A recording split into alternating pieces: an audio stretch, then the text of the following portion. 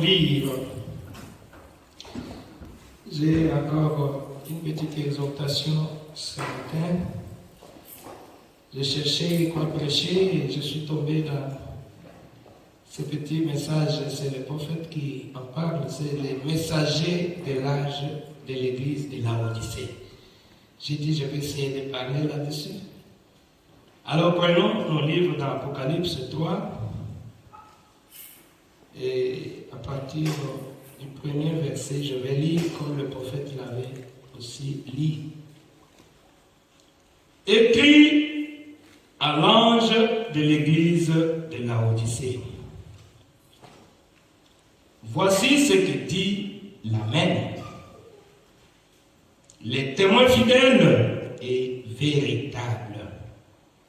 Le commencement de la création de Dieu. Je connais tes œuvres. Je sais que tu n'es ni froid, ni bouillant. C'est ça les conditions de la Odyssée. Puisses-tu être froid ou bouillant.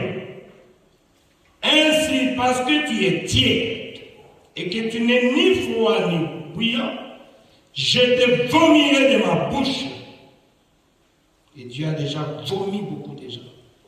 Ils sont en train de rendre un service de Dieu en dehors de sa volonté. Parce que tu dis, je suis riche, je me suis enrichi et je n'ai besoin de rien. Et parce que tu ne sais pas que tu es malheureux, misérable, pauvre, aveugle et nu. Je te conseille d'acheter de moi de l'or éprouvé par le feu, afin que tu deviennes riche. Et que de vêtements blancs, afin que tu sois vêtu. Et que la honte de ta nudité ne paraisse pas. Un collier pour oindre tes yeux, afin que tu vois. Moi je reprends et je châtie tout ce que j'aime. Et donc disait le repentoir. Voici, je me tiens à la porte et je frappe. Si quelqu'un entend ma voix et ouvre la porte, j'entrerai chez lui, je souperai avec lui et lui avec moi. Celui qui vaincra la Odyssée, celui qui vaincra cet âge, je le ferai asseoir avec moi sur mon trône. Comme moi j'ai vécu et me suis assis avec mon Père sur son trône. Que celui qui a des oreilles entende ce que l'Esprit dit aux églises. Amen. Asseyez-vous, mon bien-aimé. Merci. Oh, merci Jésus. Alors j'étais en train de feuilleter sur ce petit message. Je me dis, oh Seigneur, comme il y a beaucoup de nouveaux qui viennent ici, nous devons présenter aussi notre messager.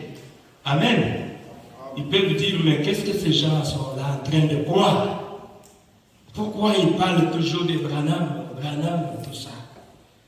Mais pourquoi dans la Bible il le dit, Paul a écrit aux Corinthiens, Paul a écrit aux Éphésiens? Là, ça ne les regarde absolument rien. Comme on a toujours dit quelque part. C'est ça l'homme. L'homme, il veut croire aux choses qui sont déjà passées. Ou bien aux choses qui vont venir dans le futur. Mais quand on lui parle du présent, il va rejeter. C'est ça l'homme. Cela ne peut pas nous étonner. Mais, les jours où j'étais ordonné, on m'avait dit de poser mes mains sur la Bible et de jurer. Si, Frère Lambert, tu vas prêcher le message de Frère Branham, tel que Frère Branham l'a prêché. Amen. Amen. Et j'ai dit, je le jure. Donc moi ici, je vais prêcher le message de Frère Branham tel que le prophète l'a prêché. Je lis, et vous avez aussi le livre du Maître aujourd'hui. La Bible dit, seront tous enseignés de Dieu. Si je lis quelque chose que vous n'avez pas compris, venez me voir. Vous avez lu ça où? C'est votre droit. Et je peux vous montrer le passage. Puisque je ne serai pas responsable de ce que moi je dis. C'est comme Frère Adam a dit, j'ai prêché comme un Paul. Si ceux de Paul entrent, le mien aussi entre. Donc, Frère Branham a pris comme modèle Paul. Et aujourd'hui, les gens, ils ne croient même pas Paul. Mais Paul, c'était le messager de l'âge, du premier âge de l'Église, qui est l'âge d'Éphèse. Mais il y avait Pierre qui avait la clé du royaume. Mais le messager vient toujours à la fin de l'âge. Amen. Quand tout le monde est vraiment affaibli là, c'est quand tu envoies le messager. Le messager William Branham, ce n'est pas le messager de Branhamisme, non. Il est le messager de l'âge pentecôtiste. Donc l'âge que nous avons maintenant, c'est l'âge de la Odyssée. C'est le dernier âge de l'Église. Et il y a eu des mouvements, de méthodistes, de baptistes. Frère Madame lui-même était baptiste. De pentecôtistes. Mais Dieu a pris un homme, du nom de William Branham, un primérien, et il a dit, c'est toi que j'ai choisi comme messager de cet âge de la Odyssée. Quand Dieu choisit, il ne demande pas le point de vue de quelqu'un. C'est ça maintenant le problème. Le problème, c'est que les intellectuels, ils pensent que quand Dieu doit choisir, il doit se référer à tel. Non. Dieu est libre. C'est pour cela, Frère Branham, les gens de son temps, ils n'ont pas cru en lui. Vous allez voir que ce que je lis ici, c'est lui qui a prêché cela. Mais il a été rejeté à cause de ça. Mais c'est la vérité. Amen. Aujourd'hui, nous croyons à cela. Pour commencer dans Apocalypse 3, là où nous venons de lire, j'ai lu, je crois, tous les chapitres, je crois. Il est dit, écrit à l'ange de l'église de Laodicée. Donc, je crois que j'ai lu à partir du verset 14, puisque ça concerne Laodicée. Écrit à l'ange. Amen. Ce que vous devez savoir, Dieu a adressé cette lettre à une personne. Il n'a pas adressé cela à tout le monde. Écrit à l'ange de l'église de la Odyssée. C'était une lettre adressée à un individu. Un individu qui représente tout un âge donné, qui est l'âge de la Odyssée. C'est Frère Branham qui nous a représentés. Puisque la Bible dit clairement que dans la main de Dieu, il n'y avait que 7 étoiles. Cette étoile qui représente les 7 messagers. Amen. Et répartis selon leur âge. Je crois qu'on parlera de cela en détail. Donc nous sommes de la Odyssée. C'est le dernier âge de l'Église. Je vous avais enseigné ça ici. L'église dont nous sommes en train de parler ici, ce n'est pas l'église du message. C'est une vieille église. Amen. L'église, j'avais parlé que le fondateur de l'église, ce n'est pas Frère Branham. Ce n'est pas Pierre, ce n'est pas Paul. Mais le fondateur, c'est Jésus-Christ lui-même. C'est lui qui a dit, sur cette pierre, je bâtirai mon église. Et les portes de l'enfer ne prévaudront jamais contre elle. Donc l'église de Jésus est basée sur la révélation de qui il est. C'est pour cela que j'avais dit, tu peux adhérer dans un groupe, mais pour entrer dans le corps mystique de Jésus-Christ, tu dois naître de nouveau. Pour entrer dans l'église de Jésus, tu dois recevoir le Saint-Esprit. C'est à ce moment-là que tu es membre de cette église-là. Si tu n'as pas encore reçu le Saint-Esprit, tu n'es pas membre de cette église. Donc c'est une vieille église qui a commencé depuis Jésus, qui est le fondateur. Mais cette église-là est passée par cette période. Amen. Cette période que nous avons appelée les âges de l'église. La première période, comme premier âge, c'est l'âge de Paul, qui est le Phèse. il y a eu le deuxième âge, il y a eu le troisième, il y a eu le quatrième. Je crois qu'on va dessiner ça ici. Jusqu'aujourd'hui, nous sommes dans l'âge de l'église de Laodicée. Il y a eu René, il y a eu Colomba, il y a eu Wesley, il y a eu Luther. Ce sont les gens, ce sont les étoiles qui étaient dans la main de Dieu. Amen. Hein? C'est comme ça que nous nous croyons. C'est ce que le prophète dit. C'est la même église là. Nous ne sommes pas une nouvelle église, nous sommes une ancienne église. Amen. Oh, les gens de Branham, ils sont venus seulement non. Nous étions là. Quand Dieu avait posé la question à Job, il lui avait dit, où étais-tu quand je fondais la terre? Quand le Fils de Dieu poussait des cris de joie, le Fils et le Fils de Dieu, c'est vous. Amen. Et vous êtes rendu manifeste aujourd'hui. C'est pour cela que vous croyez à ce message.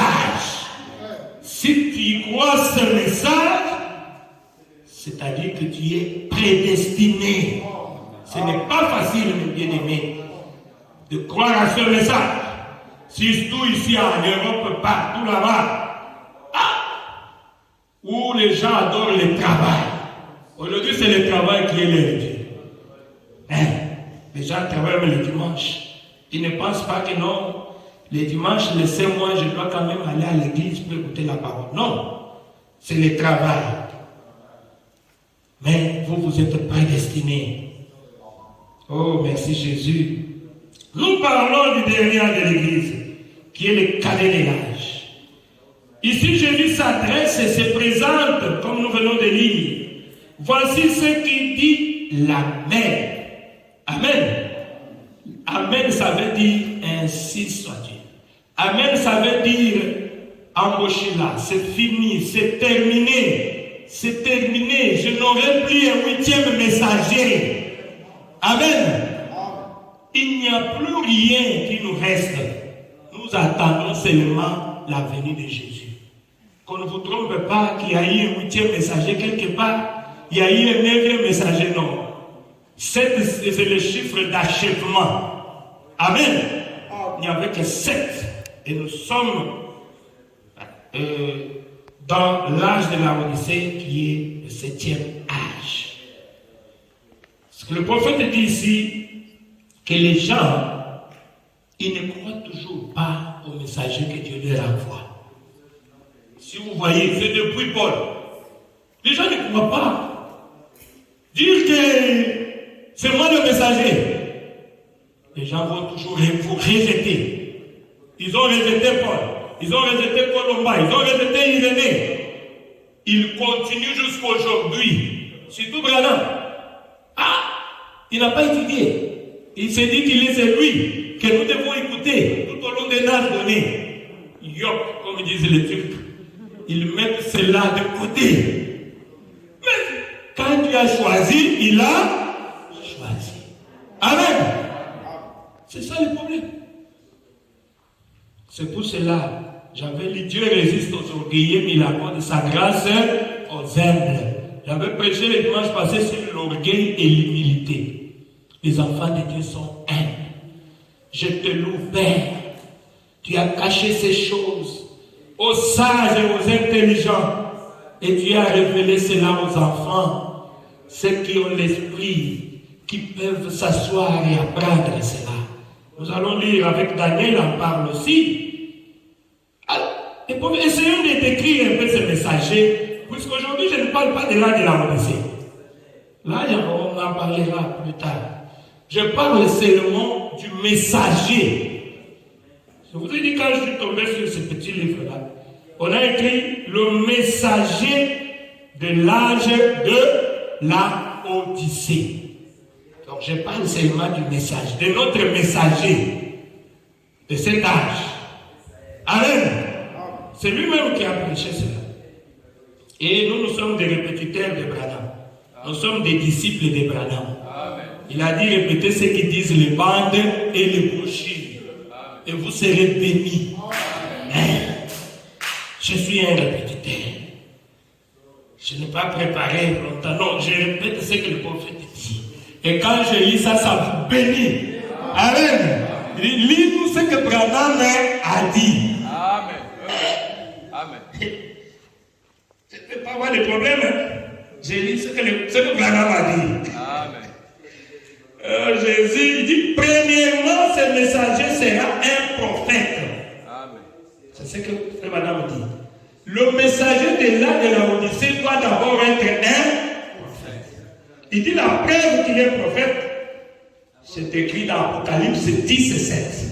Si vous avez vos Bibles, quand je cite une écriture, vous pouvez lire. Qu'est-ce qu'on dit là-bas dans l'Apocalypse 17? Voici au jour de la voix du 7e ange. Ici on écrit à l'âge de l'église de la Odyssée. Et Apocalypse 17 dit au jour de la proclamation de la voix du 7e ange, quand il s'apprêtera à sonner de la trompette, tous les mystères. Amen. On a parlé de tous les ministères. Ceux qui ont étudié le français, ça, quand on parle de tout là, ça dit qu'on a un bébé. Est-ce qu'il reste encore quelque chose pour bien aimer? C'est pour cela qu'on n'a pas beaucoup étudié, on comprend facilement. On a dit tous les mystères. Je me parle quand il y a les autres qui disent non, il n'a pas révélé ça. Mais qui d'autre viendra pour révéler cela? Puisqu'Apocalypse 10, 7 dit tous les mystères qui étaient restés en suspense depuis la Genèse jusqu'à l'Apocalypse. Ce messager-là, il vient pour révéler cela.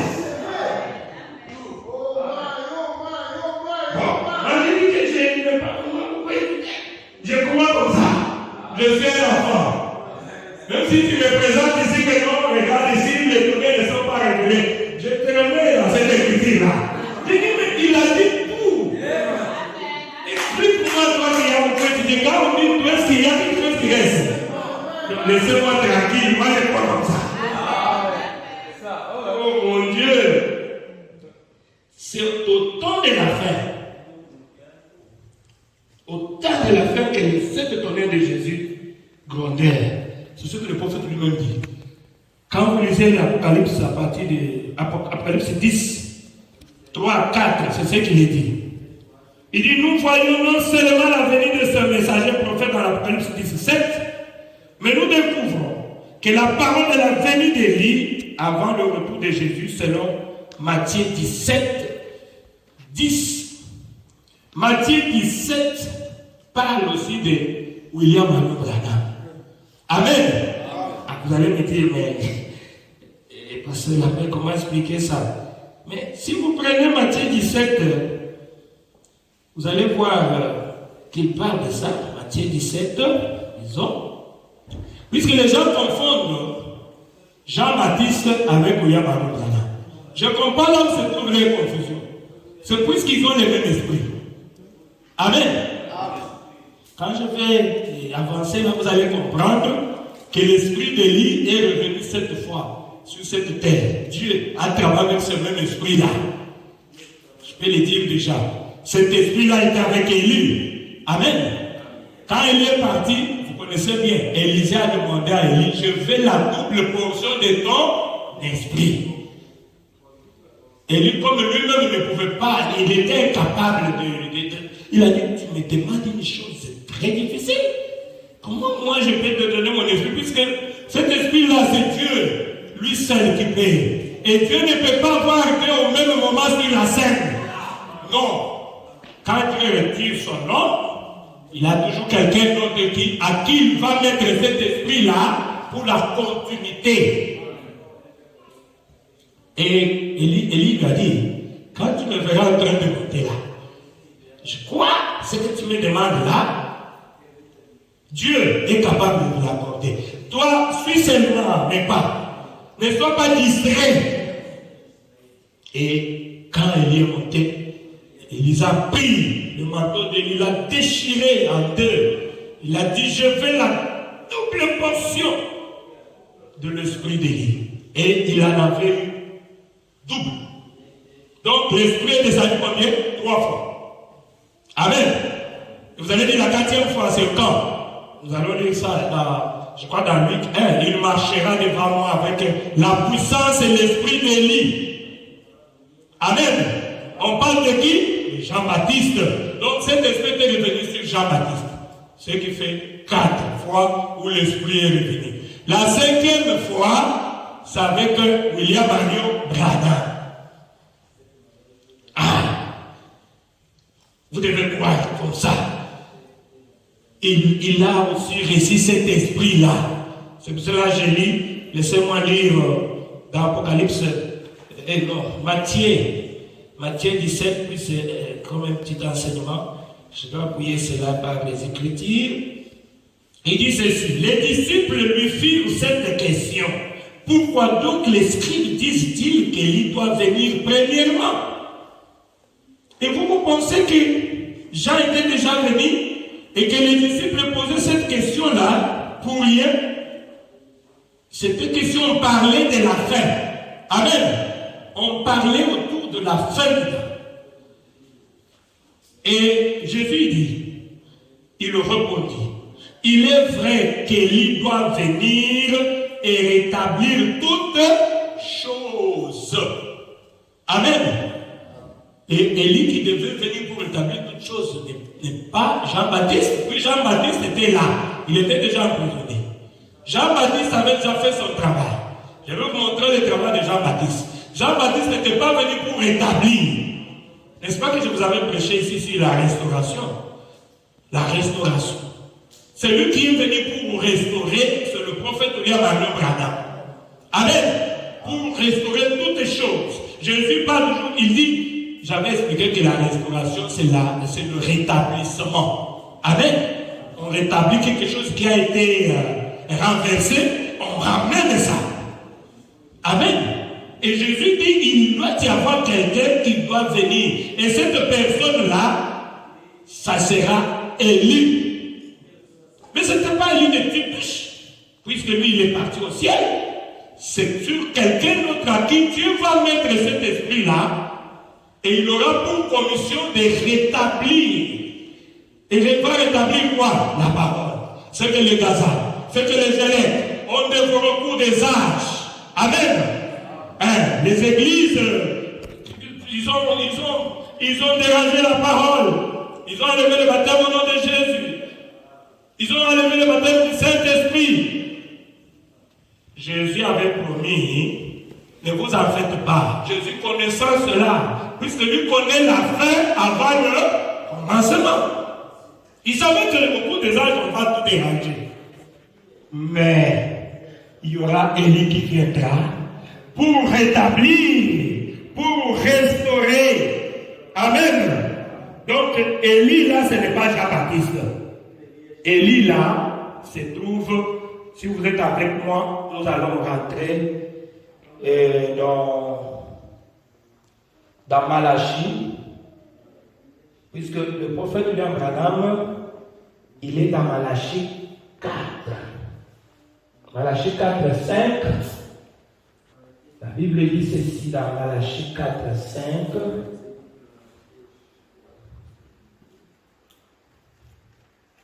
Ok, dans Malachie 4, 5, écoutez ce que la Bible dit. Voici, je vous enverrai élu le prophète. Amen. C'est écrit dans ce nom. Ici, Jésus dit, Élie doit venir pour rétablir toutes choses. Dans Apocalypse 17, il est écrit, au jour de la voix du 7e ange, quand il s'appellera sur les trompettes, tous les mystères qui étaient restés en suspense. En quelque sorte. Et lui, quand il vient, il va rétablir toutes choses. Est-ce que vous comprenez bien? C'est la même chose, non? Ici, il dit ceci. Voici que vous enverrez Élie le prophète. Avant les jours de l'éternel, avant les jours de l'éternel, avant que le jour de l'éternel arrive, ce jour grand et redoutable. Et qu'est-ce qu'il va faire? Il va faire deux choses. le travail, la commission de Malachie 4, qui est le prophète de Dieu William Branham, que nous présentons. Il va faire deux choses. Il ramènera le cœur de père à leurs enfants. Vous allez me dire, mais ça, ce n'est pas lui. Bien sûr, ce n'est pas lui. C'est Jean-Baptiste qui a accompli cette fonction de l'évangile. Amen. Jean-Baptiste a ramené le cœur de père à leurs enfants. Mais ce n'est pas fini. On a plus vécu là. Il y a une autre partie qui est restée. C'est la partie qui dit et le cœur des enfants. Là, c'est nous qui sommes des enfants. Amen. Quand on parle de cœur, là, ce n'est pas le cœur, c'est la foi. Amen. Il y a Élie qui viendra pour nous ramener à la foi d'origine, à la foi originale, la foi qu'avaient nos pères apostoliques. Amen. Pierre pouvait marcher de millions de argent, mais c'est que j'étais les dons. Les corps au nom de Jésus. Et Élie doit nous ramener à cette foi-là. C'est-à-dire, si tu crois dans ce message, tu manges la parole, tu deviens la parole, tu peux créer ton propre monde. Tu deviens capable. Tout ce que ça se trouve dans la promesse. Oh, merci Seigneur Jésus. Le cœur des enfants à leur père, le père que je ne vienne frapper le pays d'interdit. Vous allez voir qu'ici on parle du temps de la fin. On ne parle pas de Jean-Baptiste. Mais une écriture peut seulement avoir double interprétation. Pour vous qui lisez la Bible, vous connaissez une écriture qui dit « J'ai sorti mon fils hors d'Égypte ». C'est seulement une seule écriture, mais qui est utilisée, qui parle de deux personnes. J'ai tiré mon fils hors d'Égypte. Il parle d'Israël, que tu avais tiré d'Égypte pour l'amener où c'est à Canaan. Il parle aussi de Jésus. Un jour, Jésus était parti en Égypte. Et Jésus, Dieu lui avait fait sortir de là. C'est une seule écriture qui a double accomplissement. Alors ne soyez pas distraits pour dire que non, on parlait de Jean-Baptiste. Je veux bien vous préciser l'endroit de Jean-Baptiste et vous donner aussi l'endroit de frère William Branham, qui est notre prophète messager en qui nous avons cru. Oh, merci Jésus. Donc, Jean se trouve tout simplement dans Luc. Si vous regardez dans Luc 1er, à partir du verset 17, écoutez ce que, quand on parle de Jean, on précise très bien pour Jean. Écoutez, il dit, cet enfant-là qui est Jean-Baptiste, il marchera devant Dieu avec l'esprit et la puissance d'élu. Amen. Il marchera devant Dieu avec l'esprit et la puissance d'élu. Pourquoi? Pour ramener le cœur de père vers les enfants. Amen. C'est ce que j'avais lu dans Malachie 4. Et on s'est limité là-bas. Dans la Bible, il n'y a pas de confusion. C'est nous qui commettons des confusions. La Bible donne des précisions exactes. Amen. Il marchera devant Dieu avec l'esprit et la puissance d'Élie pour ramener le cœur de père vers les enfants et le révèle à la sagesse des justes. Est-ce qu'on a parlé des enfants leur père?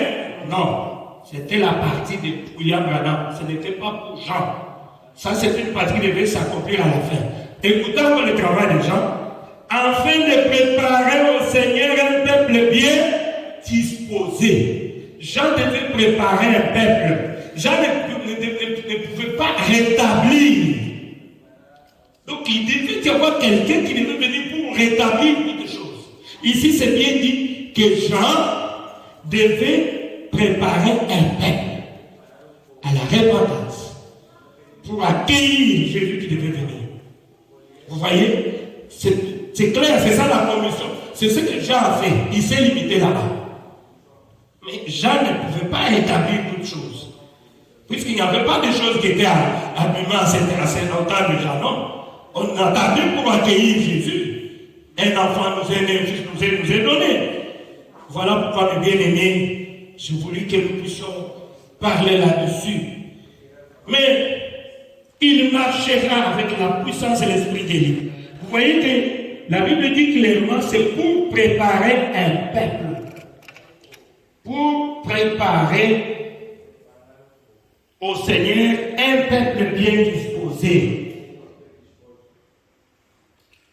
Et dans Matthieu 17, 12, Jésus donna à Jean-Baptiste les côtes d'Élie. Là, vous savez, c'est pour cela les gens qui croient pas au message. Il dit, Élie, c'est Jean-Baptiste. Ne refuse pas. Jésus a donné des noms d'Élie à Jean-Baptiste. Il était retourné sur Jean-Baptiste. Il n'a pas refusé. Oh. Alors, c'est Jésus lui-même qui avait présenté Jean-Baptiste, puisque Jésus était là, physiquement. C'est pour cela qu'il a déclaré, si vous faites la même, c'est lui, Élie, qui devait venir. Amen. Il devait venir pourquoi? Pour préparer mon chemin. Mais là où nous avons lu là dans Matthieu, dit, Élie viendra. Amen.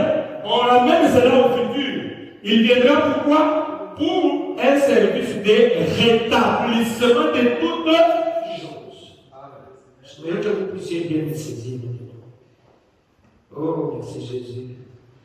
Puisque Jean-Baptiste, vous avez vu les écrits de Jean-Baptiste. Dans Luc 1, il a sa commission. Dans Matthieu 17, c'est Jésus qui le présente comme Élie. On ne le refuse pas. Mais dans Malachie 3, il dit clairement que Jean-Baptiste, c'est le messager qui devait venir. Si je peux lire ça aussi, je crois que c'est dans Malachie 3. Malachie 3. Malachie 3. Il dit, je vous enverrai. Voici, j'enverrai mon messager. Amen. J'enverrai mon messager. Il préparera les chemins devant moi. Amen. Là, c'est tout à fait clair. Quand vous prenez ça avec ce que nous avions lu dans Luc ou bien là, vous verrez que c'est ce que Jean-Baptiste a fait. Pour préparer. Est-ce qu'ici on a dit pour restaurer? Non. On a dit, il préparera le chemin devant moi et soudain entrera dans son temple le Seigneur que vous cherchez et le messager de l'alliance que vous désirez. Voici, il vient, dit l'Éternel des armées. Oh, merci Jésus. Mais, allons-y maintenant aux promesses de notre temps pour parler de notre messager. Il n'y a pas de confusion là-dedans. La Bible est claire. Il dit, le messager d'Apocalypse 17 sera le même que celui de Malachie 4, 5 et 6. Et sera le même que celui de Daniel 12. Amen. Daniel 12. Qu'est-ce que Daniel 12 nous dit? Daniel 12, 9. Daniel 12, 9. J'avais déjà lu Apocalypse 17, Malachie 4, 5, 6, je vous ai lu. Et dans Daniel, pour que vous puissiez aussi comprendre directement avec moi, avec ça on évolue. Daniel 12, j'ai lu directement le verset 9. Vous pouvez lire les tout là, c'est vraiment très bien. Vous allez comprendre que Daniel avait vu notre temps, qui est le temps de la fin. Amen. Daniel avait vu notre temps. C'est pour cela qu'il disait, quelle sera l'issue de ces choses? Daniel voulait vivre dans notre temps ici. Il a vu un temps glorieux. Oh, laissez-moi lire un peu. Il dit, en ce temps-là, s'élèvera Michael, les grands chefs, les défenseurs des enfants de ton peuple, et ce sera une époque de détresse, telle qu'il n'y en a point eu de semblable depuis que les nations existent, jusqu'à cette époque. En ce temps-là, c'est de ton peuple qui seront trouvés, inscrits dans le livre, seront sauvés. Plusieurs de ceux qui dorment dans la poussière de la terre se réveilleront, les uns pour la vie éternelle et les autres pour l'opprobre, pour la honte éternelle. Ceux qui auront été intelligents brilleront comme la splendeur du ciel, et ceux qui auront enseigné la justice à la multitude brilleront comme les étoiles, à toujours et à perpétuité. Daniel a vu un temps glorieux. C'est le temps dans lequel nous vivons aujourd'hui. Amen.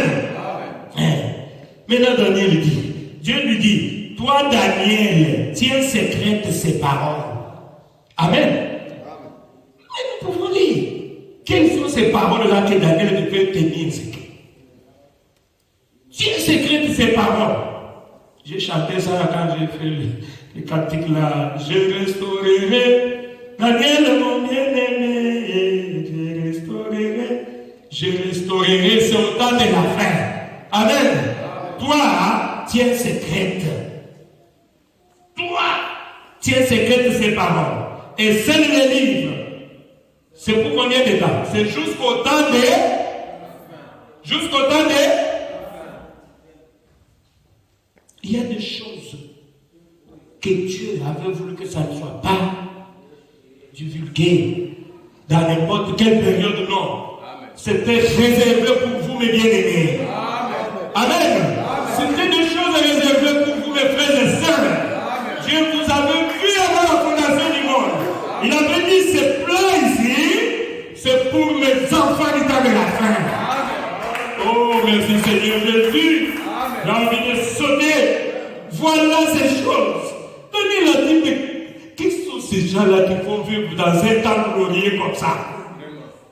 Le temps où tu peux crier, tu dis, je veux que les écureuils puissent sortir là-bas. Et il y a les écureuils qui sortent. Je veux que l'autre prend là-bas. Oh mon Dieu. Merci Seigneur.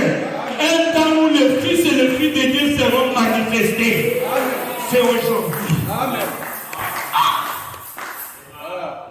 Nous vivons un temps glorieux, mes bien-aimés. C'est pour cela que je vous avais dit. Il y a des oiseaux de rouge-gorge qui se moquent des êtres humains. Ils disent, mais je ne comprends pas un être humain. Pourquoi il est toujours triste comme ça? Nous, les oiseaux, ça fout. Nous avons peur céleste. Mais l'homme est toujours là, triste. Triste. Mais Dieu te bénisse. Oh, merci Seigneur Jésus. Ils n'ont pas un père comme nous. Ces gens ici. Oh, moi ici, il ne rit pas. Il a plus de problèmes. Les oiseaux, les oiseaux, voyez-moi, est-ce qu'ils n'ont pas les mêmes créateurs que nous? Nous, les rouges-gorges, on s'en fout de rien. Nous sommes tranquilles. Je sais que le matin, avant que le soleil se couche, il faut voir. Oh, merci Seigneur Jésus. Ceux qui connaîtront les dieux feront des exploits. Oh, merci Seigneur. Oh, gloire à Jésus. Les gens sont tristes. Ils ne savent pas que Daniel a vu notre temps. Oh, la Bible dit, toi Daniel, tiens le secret de ces paroles et scelle les livres jusqu'au temps de la fin. C'est aujourd'hui. Voilà. Parce que nous venons de lire qu'il n'y avait que 7 étoiles. Et nous sommes au dernier de l'église. On nous connaît dans notre temps. Il dit, plusieurs alors les liront. Les gens lisent les livres d'Apocalypse. Même les gens de dénomination. Même les prophètes lui-même. Quand il avait lu ça comme un homme, il a utilisé les livres des autres, des anciens prédicateurs dans les temps. Il disait, lui a dit la vérité. Quand je vais à l'église, je vais répéter ce que l'ancien pasteur a dit. Ah mon Dieu. Et à midi, il dit, heureusement, il est descendu. Qui était descendu? Le propriétaire du livre. Il a dit, ce n'est pas ça, Abraham. Efface ça. Efface ça. Oh, les cavaliers blancs, ce n'est pas ce que tu as dit là. Ce n'est pas de lumière. Ce n'était pas le problème de Branham. C'était lui-même qui avait fait la promesse à Daniel que ça sera révélé au temps de. Il dit, plusieurs les liront et la connaissance augmentera. Aujourd'hui, la connaissance a augmenté dans l'état du message. Nous avons tous les livres prêts. Voilà pourquoi c'est très difficile de faire avaler à un enfant de dire quelque chose que, même une vieille maman, si elle a le Saint-Esprit, tu commences à dire ici, oh, Branham devient notre Dieu. Je suis jaloux de mon Jésus. Excusez-moi, pardonnez-moi. Pasteur, ça n'entre pas. C'est difficile à avaler. Pourquoi?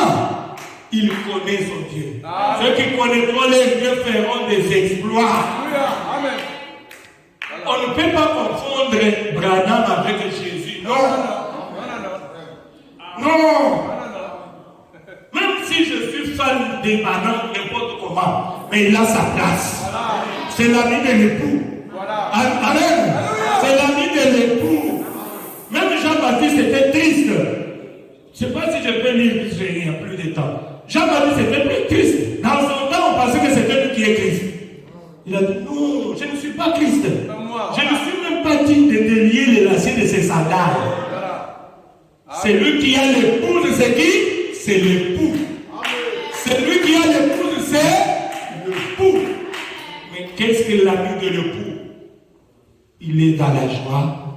Quand il a fait son travail, il se met là, il voit l'époux avec l'épouse en train de s'embrasser. Il dit, c'est ça ma joie.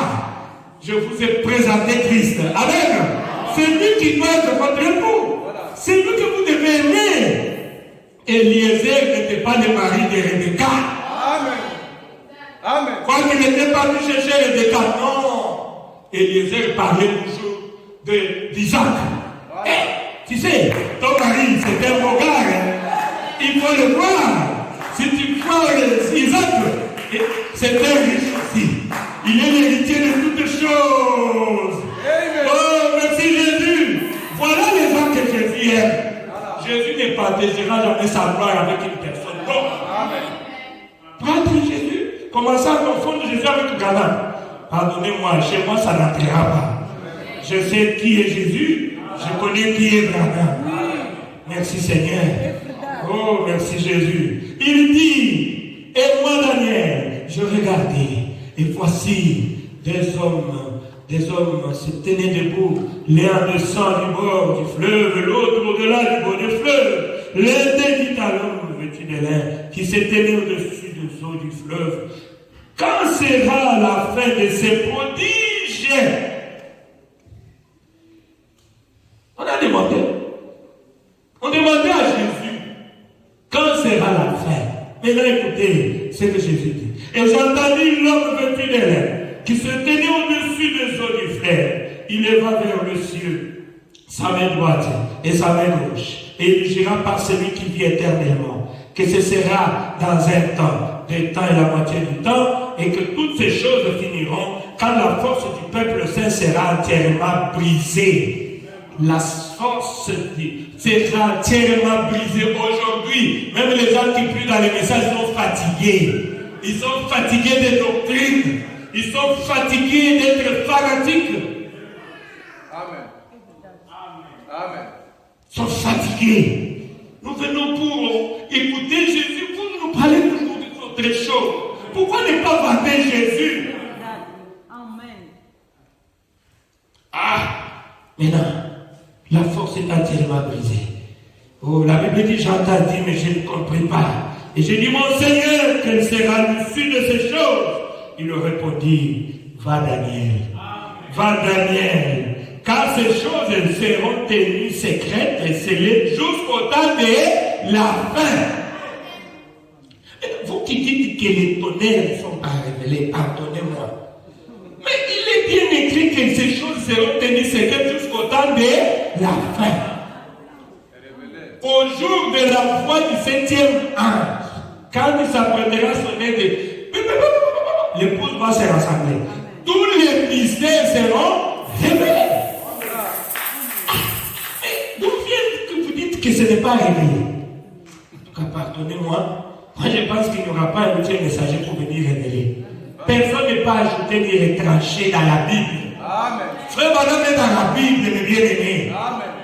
Il a répondu, va Daniel, car ces paroles seront tenues secrètes et scellées jusqu'au temps de la fin. Plusieurs seront purifiés, blanchis et épurés. Amen. Vous êtes purifiés. Amen. Juste à écouter ces choses. Amen. Blanchis. Oh, merci Jésus. Épurés. Mais écoutez, les méchants feront le mal et aucun de méchants ne comprendra. Ils sont là. Ils ne peuvent pas comprendre, ils sont des méchants. Ils connaissent tout. sont des orgueilleux. Mais ceux qui auront de l'intelligence comprendront. Amen. C'est vous qui avez cette intelligence. Oh, merci Jésus. Que je voulais vous faire voir que Daniel a vu la même chose. Daniel a vu notre temps. Alors Daniel ne pouvait pas confondre notre temps avec le temps de Jean-Baptiste. Non. Daniel a vu le temps de la fin. Qui avait des promesses dans la Bible. Que Dieu avait dit celle-là. Et quand vous lisez Jean, Jean aussi a vu la même chose. Oui, oui. Jean s'est appelé Jésus. Jean, quand il était monté au ciel, comme je vous avais dit là, qu'un âge donné est représenté par une personne. Vous pouvez lire, vous pouvez voir dans le livre d'Apocalypse, le premier chapitre de l'Apocalypse, deuxième chapitre, troisième chapitre parle de l'épouse ou bien de l'église de Jésus-Christ sur la terre. Amen. Mais le quatrième chapitre, plutôt, excusez-moi, parle de qui? Il parle de l'épouse qui est déjà enlevée. Qui représente cet enlèvement? C'est Jean. Amen. Quand la Bible dit au 4e chapitre, il dit, je fus enlevé dans le ciel. Puis à partir du 4e chapitre, l'église n'est plus sur la terre. L'église est enlevée. Amen. Vous allez voir. C'est Jean qui représente l'église. C'est comme j'avais dit, écrit à l'ange de l'église. Amen. Oh, merci Jésus. Vous allez voir avec moi. On reviendra là-dessus pour que vous puissiez comprendre que les 3 premiers chapitres parlent de l'église de la terre. Et le 4e chapitre parle de l'église, des choses qui se trouvent dans le ciel. Vous pouvez voir le premier verset dit quoi? Je vis un seul trône. Au ciel là-bas. C'est le 4e chapitre. Est-ce que j'ai envie de trône? 3 trônes, un seul trône. Et celui qui était assis dessus avait l'aspect de la pierre de jaspe et de sardoine. On va y revenir prochainement dans les enseignements. Et celui-là avait l'aspect de la pierre de jaspe et de sardoine. C'est-à-dire, il était le premier et le dernier. La pierre de jaspe, c'était la pierre du premier né de Jacob qui était Ruben. Et la pierre de sardoine, c'est la pierre du dernier né qui était Benjamin. Donc, celui qui était assis, qui avait l'aspect de la pierre. Puisque le livre d'Apocalypse, c'est le livre des symboles. Amen. D'abord, il n'y avait qu'un seul trône. Et celui qui était assis, il avait l'aspect de la pierre de jaspe et de sardoine. Et il nous présente que c'est Jésus-Christ lui-même. Amen. D'abord, au ciel, il n'y a pas de Dieu. Il n'y a qu'un seul Dieu. Son nom, c'est le Seigneur Jésus. Voilà pourquoi ces choses-là se révélaient aux uns et se cachaient aux autres. C'est le livre des symboles. Vous allez voir quand vous allez entrer dans les écrits et suivre le livre de l'Apocalypse. Que je peux encore dire? Oh, merci Jésus. Le Saint-Esprit va témoigner le messager de l'église de la Odyssée. Puisque c'est Jésus-Christ lui-même qui avait témoigné de Jean-Baptiste. Amen. Mais comme Jésus n'est plus là, dans sa forme physique, il a dit, je m'en vais au ciel, mais je reviendrai. Sous la 3e dispensation, c'est-à-dire sous la forme du Saint-Esprit. Je serai avec vous et je serai en vous. Et c'est le Saint-Esprit lui-même qui va témoigner de ce messager qui est William Allen Branham. Et vous pouvez voir la colonne de feu là. Quand on a photographié la colonne de feu là, c'était dans une réunion où il y avait plein de prédicateurs pentecôtistes. Et on avait invité le prophète Branham pour se moquer de lui. Il s'est dit qu'il est élu. Il s'est dit qu'il n'a même pas étudié. Voilà, il ne sait même pas parler l'anglais. Il parle l'anglais de Kentucky, du village. Et il est passé devant pour s'exprimer. Cependant qu'il était en train de parler, que Dieu était descendu pour le confirmer. Voici le messager que je vous envoie. Au Boyo Salomon de Naïo. Ah, merci Jésus. C'est ton problème. C'est ton problème. Ce n'était pas William, c'est le Saint-Esprit qui l'a témoigné en présence des milliers. On a photographié cette histoire-là et dans la caméra, c'était quelque chose qui bougeait.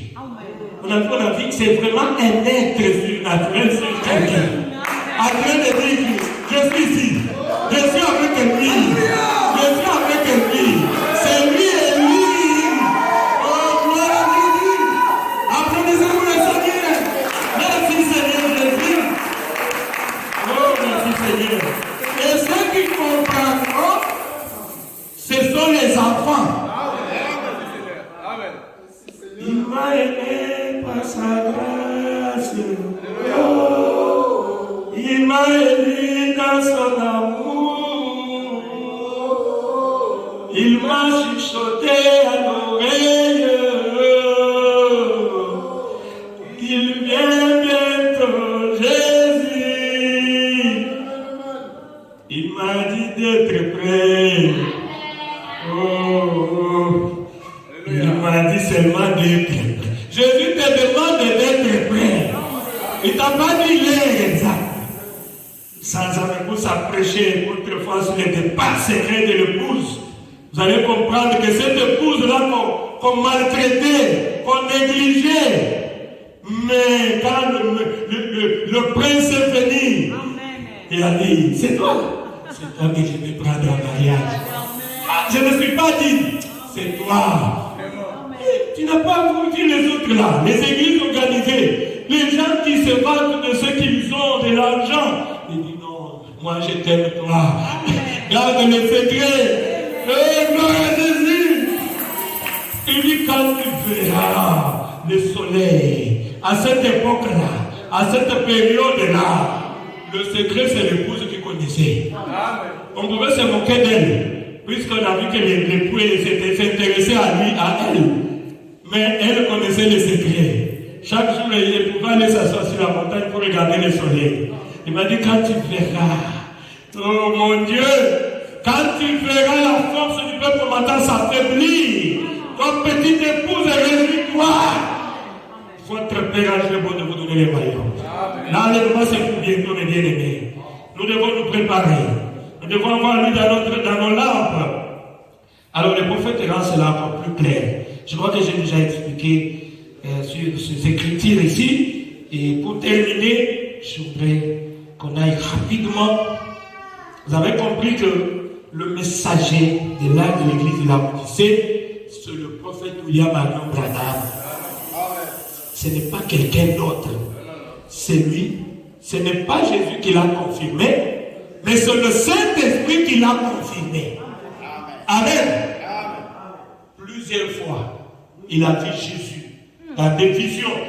Il dit, j'ai prié pour mon Père. Il s'est tenu là. Il a dit, personne ne peut décrire Jésus. De la manière dont je l'avais vu. Oh, il a une beauté. Il peut parler seulement et le monde sera renversé. C'est lui qui a vu Jésus dans cet âge ici. Amen. Il a vu Jésus comme ça. Il a posé avec Jésus. Je vous avais prêché sur le respect le dimanche passé. Qu'est-ce que Dieu avait dit à Marie? Marie, si moi je vais te parler, c'est dans les songes et dans les rêves. Mais avec mon serviteur Moïse, c'est du phare à phare. Et bout à bout. Et il meurt. Moi je parle, il me répond. C'est la colonne de feu. Dans la restauration, j'avais dit, Dieu a restauré la colonne de feu. C'était avec Moïse. Dieu parlait dans sa forme glorifiée, avec un nom du nom de Moïse. Amen. Et tout le monde, les enfants devaient croire en Moïse. Tu refuses, bâtard. C'est ton problème. Pourquoi? Puisque Dieu descendait par la Moïse, pouvait par la colonne de feu. Dieu pouvait mettre la télévision là-bas. Il dit au commencement, Dieu crée les cieux. Et Moïse a été dans Dieu. Oh, et aujourd'hui, nous lisons cela. Nous croyons que Dieu avait parlé à Moïse. Ce n'est pas un problème. Un jour, la colonne de feu a rencontré Paul dans la route vers Damas. Qui es-tu, Seigneur? Je suis Jésus que tu persécutes. Qu'est-ce que je dois faire? Il est mon instrument. C'est toi que je vais utiliser. Tu seras l'ange de l'église d'Éphèse. Il y avait Pierre, il y avait les autres. Mais qu'est-ce qui a fait que Paul puisse devenir le messager du premier rang de l'église? C'est puisqu'il a rencontré Jésus dans sa forme glorifiée. C'est ça le secret de l'église. Il a vu Jésus. C'est pour cela qu'il pouvait dire, je dois me vanter. Amen. Je suis plus qu'un tous. Vous pensez que quelqu'un peut dire comme ça? Je suis allé jusqu'au 7e ciel. Et j'ai vu des choses, hein? On ne m'a pas permis d'en parler. Je mettais seulement. Les gens pouvaient qualifier Paul d'un orgueilleux. Mais il disait ce qu'il était. Je vous avais dit qu'il y a la différence entre quelqu'un qui se vante et un orgueilleux. Quelqu'un qui se vante de ce qu'il est. Il se vante de Jésus. De ce que Jésus fait avec lui. Ça, ce n'est pas être orgueilleux. Un orgueil, c'est quelqu'un qui rejette la parole de Dieu. Ça, c'est un orgueil. On lui présente un blanc, il le rejette. Un hypocrite. C'est ça un orgueil. Oh, merci Jésus. Mais là, un jour, la parole de fer ne peut plus. Au cours des âges de ténèbres, on va se mettre une petite lumière comme ça. Mais un jour, la parole de fer est venue. La parole de fer est venue. Oh, merci Seigneur Jésus. La parole de fer est venue. Je vous avais dit, un peuple spirituel regarde à la parole de feu. Mais vous croyez que c'est Paul qui a écrit tout le Nouveau Testament? Vous croyez? C'est Paul qui a écrit le Nouveau Testament. Bien qu'il y en a qui ne veulent pas croire. Pourquoi Paul a écrit le Nouveau Testament? Il a écrit aussi des révélations. Pourquoi? Puisqu'il avait rencontré Jésus sous la forme glorifiée. Amen. La forme glorifiée de Jésus, c'est sa forme de la colonne de feu. Amen. Sa forme de logos. Quand tu te rencontres avec lui, les yeux vont se fermer. Amen. Paul était devenu aveugle, puisqu'il ne pouvait pas parler avec Jésus comme ça. Oh, merci Jésus.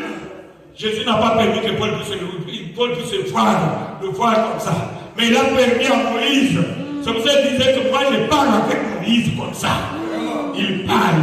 Il a vu même mon dos. Un jour Moïse voulait voir Dieu. Dieu a dit, personne ne peut me voir les livres. Oh mon Dieu, puisque je n'ai pas changé de forme. Merci Jésus. Mais comme tu veux, tu es un homme selon mon cœur. Attendez, je veux passer, tu vas me voir. Et quand Dieu est passé, Moïse pouvait sortir. Et Dieu a dit ça, merci Moïse, pour que moi je ne puisse pas voir sa face. Mais Moïse a dit là, il nom d'un homme. Je dois lui. Il a le nom d'un homme. Oh, merci Jésus. Et aujourd'hui, le peuple saint est en train de suivre la colonne de feu. Israël, quand la colonne de feu commençait à marcher, Israël aussi marchait. Quand la colonne de feu s'arrêtait, il allait dormir là-bas. Même si la colonne de feu reste là-bas pendant 5 jours, ils sont là. La colonne de feu va faire 40, il est là. Il ne peut pas marcher, il devait suivre la colonne de feu. Oh, merci Jésus. C'est la même chose avec Paul. Mais nous avons dit à la fin. Jésus a dit non, pour l'autre là, le 7e messager, pour que les gens puissent croire en lui, il faudrait que moi-même, dans ma forme glorifiée, que je puisse descendre. C'est pour cela Dieu était descendu. Et on a photographié. Et le peuple saint suit la colonne de feu. Et la colonne de feu a toujours conduit un homme. Dieu est toujours un homme pour un âge donné. Oh, merci Jésus. Laissez-moi lire la commission. C'est ce que lui-même a dit. Quelle est la commission? Qu'est-ce que le messager a fait? Le messager de la délivrance de la commission. Quelle est sa commission? C'est lui-même qui en parle. Il dit ceci. Or, ce messager de Malachie 4 et d'Apocalypse 10 et 7 et de Daniel 12, 9, lui-même, c'est le prophète qui passe, c'est pas moi. Il va faire 2 choses. Il va faire 2 choses. Quelles sont ces 2 choses-là? Prophète William Branham. Premièrement, selon Malachie 4, il ramènera le cœur des enfants vers leur père. Amen. Il les ramène de notre foi. À la foi qu'avaient nos pères apostoliques. Nous devons avoir la foi des apôtres. Mais la foi des apôtres était fondée sur Jésus. Et rien que sur Jésus. C'était pas sur quelqu'un d'autre. Mais comment aujourd'hui les gens peuvent confondre Jésus avec Branham? Non. Non. La foi des apôtres était fondée sur Jésus. Si tu crois au prophète Branham, tu dois avoir la foi qu'avaient les apôtres. Amen. Et rentrer. Qu'est-ce que les apôtres croyaient? Ils croyaient à la divinité de Jésus. Ils croyaient au miracle. Ils croyaient, ils avaient l'amour. Il n'y avait pas la haine. Oh, merci Jésus. Ils croyaient au retour de Jésus-Christ. Amen. Jésus devait venir. Tout était centré sur Jésus. Jésus seul, Jésus seul, Jésus seul. Pas une autre personne. Maintenant, la deuxième condition. C'est là où je me dis, si les gens qui ne croient pas que les données sont révélées, qu'ils écoutent un peu ça. Parce qu'ils disent que les données ne sont pas révélées. Mais celui qui parle ici, c'est le prophète, ce n'est pas moi. C'est dans la commission de William Branham. La deuxième commission, il révélera le mystère de cet tonnerre d'Apocalypse 10. Amen. Et moi je crois. Vous croyez aussi, n'est-ce pas? Amen. C'est lui-même qui dit, si vous enlevez ça, on n'a plus de message. C'est ça le On message. n'a plus de message. C'est ça même le message. Vous savez, quand Frère Branham a dit, Dieu lui a utilisé avec 3 poules. Le premier poule, c'était la guérison divine. Là, il y a eu des imitateurs. Il y a eu des imitateurs. Le deuxième poule, c'était le discernement de pensée. Vous pouvez tourner les dos. Il y a eu encore des imitateurs. Puisque le prophète en parlait. Mais le troisième poule, Dieu lui a dit n'en parle plus. N'en parle plus. Cela, c'est le domaine réservé à lui seul. C'est le ministère de Jésus-Christ lui-même. C'était l'ouverture de la parole. C'est pour cela que je vous ai ici. Quand Branham écrivait, Dieu descendait. Vous allez lire dans les livres de cette sorte. Il dit, heureusement vers midi, il est venu. C'est profond. Pendant que j'étais en train de mettre, j'ai effacé. Il m'a dit, fasse tout ça. C'est la même façon, comme il parlait à Moïse, de la même façon qu'il parlait à Paul, pour lui donner des révélations sur les livres de Fès et d'Hébreux. C'est de la même manière qu'il a utilisé Branham. Efface ça. Ce n'est pas ça. Regardez, ce n'était pas comme ça. Les cavaliers, c'est ça. Ça, c'est ça. Ce n'était pas le problème de Branham. C'est pour cela qu'il dit, moi, je n'ai rien à faire avec ce message. Moi, je suis un homme et Dieu l'a retiré. Mais partout, ce message sera prêché dans son intégrité. Comme moi, j'ai prêché, le même ange. Amen. L'ange de l'alliance, c'est la colonne de feu. C'est Jésus-Christ lui-même. Il dit le même ange sera là pour confirmer. Confirmer Branham? Non. Il va confirmer le message que c'est la vérité. Amen. Voilà pourquoi nous cherchons à ce que Dieu confirme. C'est pas un homme. Que Dieu lui-même confirme ce que nous prêchons. Si c'est la vérité, il doit confirmer que c'est la vérité. Mais nous croyons que c'est la vérité puisque nous répétons le message. Donc, la deuxième commission, c'est de révéler le mystère de 7 tonnerres d'Apocalypse 10. C'est quoi les 7 tonnerres? Peut-être que les gens ils ne comprennent pas cela. Il dit les 7 tonnerres d'Apocalypse 10 qui sont les révélations contenues dans le 7 sceaux. Les 7 tonnerres, ce ne sont que des révélations qui sont contenues dans les 7 sceaux. Et Frère Branham a prêché tous les 7 sceaux. Il a révélé tout ça. Est-ce qu'il a laissé le 7e sceau sans ouvrir? Non, il a ouvert même le 7e sceau. Sinon, il a échoué à son objectif. Amen. Comme lui-même a dit, un mystère peut être révélé et une partie peut être tenue cachée. Ah, c'est pour ça qu'il dit, pour le retour de Jésus, personne ne connaît. C'est lui seul. Alors vous prenez seulement une partie là pour dire que non, comme il ne connaît pas le jour de retour de Jésus, c'est qu'il n'a pas révélé le tout. Non, là tu as mal compris. Mais nous rappelons dans la Bible où nous dit, il devait révéler tous les secrets. Amen. Oh, merci Jésus. Il dit que ce sont les 7 tonnerres d'Apocalypse 10, qui sont les révélations contenues dans les 7 sceaux d'Apocalypse. Ce seront ces vérités mystères divinement révélées qui ramèneront littéralement le cœur, la foi des enfants vers la foi de leur Père. Le jour de Pentecôte, il dit, il sera ainsi. Amen. Ce sont ces mystères, ce sont ces voies qui vont ramener, qui vont donner la foi, qui vont stimuler la foi des enfants. Amen.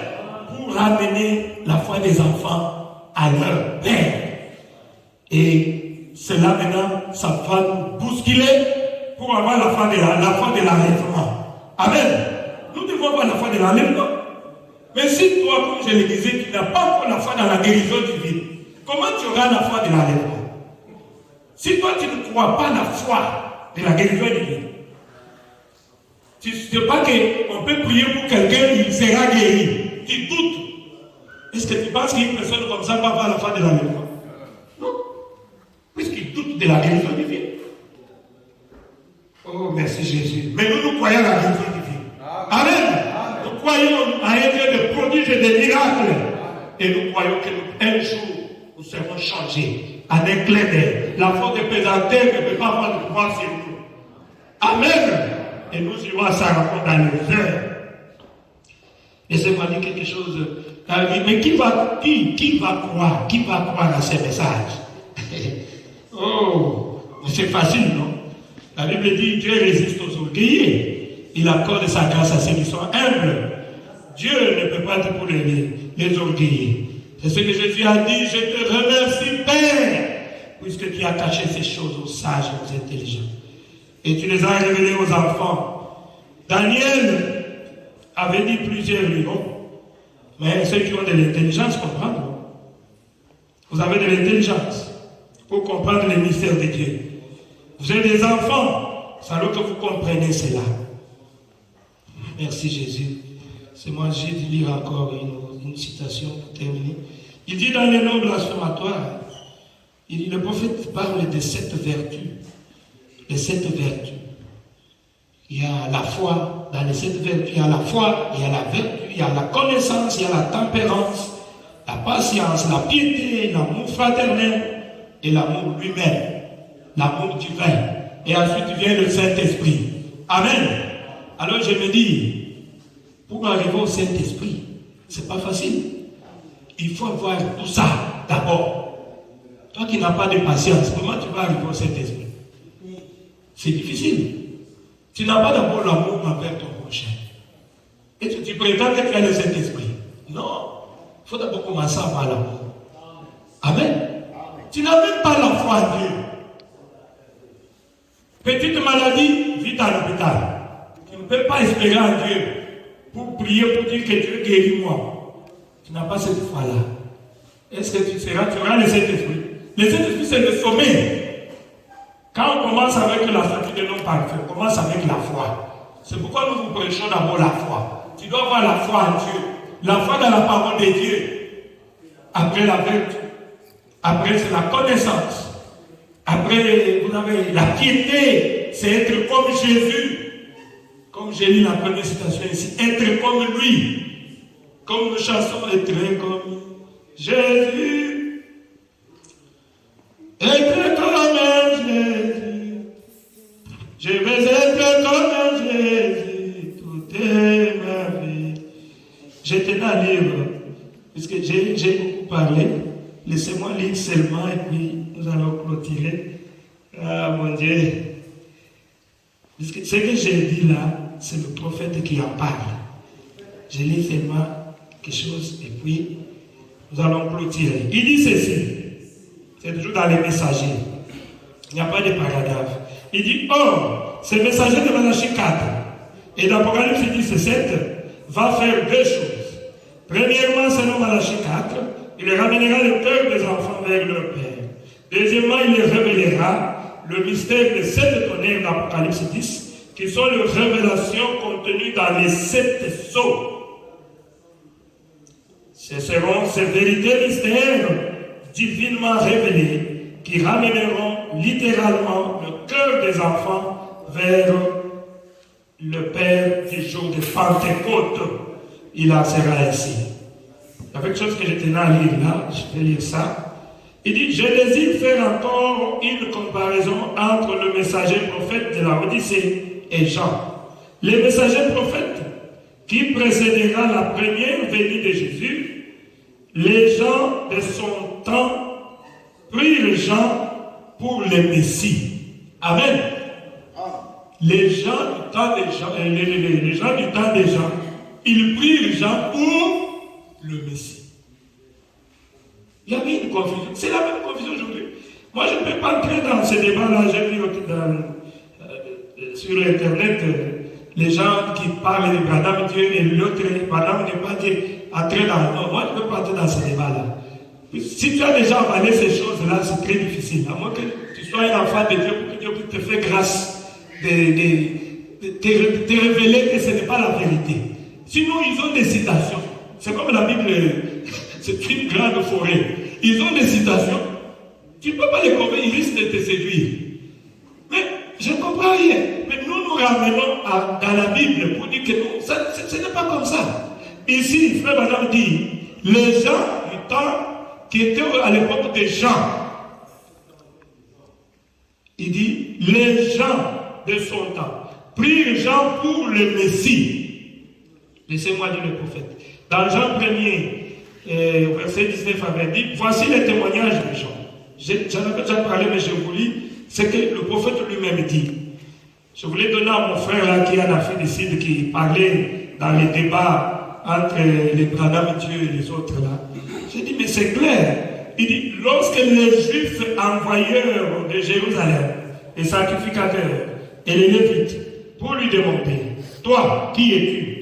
Il déclara, et ne le nia point, il déclara qu'il n'était pas le Christ. Amen. Qu'il n'était pas le Christ. Or, ce messager prophète du dernier jour aura une telle puissance devant le Seigneur qu'il y en aura qui le prendront pour le Seigneur Jésus. Amen. À cause de la puissance des œuvres qu'il va accomplir. Comme je lis un blanc qui disait aux États-Unis, et mon frère, Branham est Dieu. Tu peux nous prouver?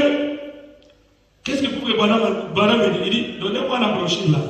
Qu'est-ce qu'on a écrit là-bas dessus? Quand la voix de Dieu dit la voix de Dieu, on a écrit la voix de Dieu. Écoutez, on a écrit la voix de Dieu. Est-ce qu'on a écrit ta voix? Alors, le simple fait qu'on a écrit que la voix de Dieu, c'est la voix de Dieu. De Dieu. Mais c'est fini, non? C'est moi qui ai écrit ça. Mais Branham est Dieu. Vous écoutez la voix de Dieu.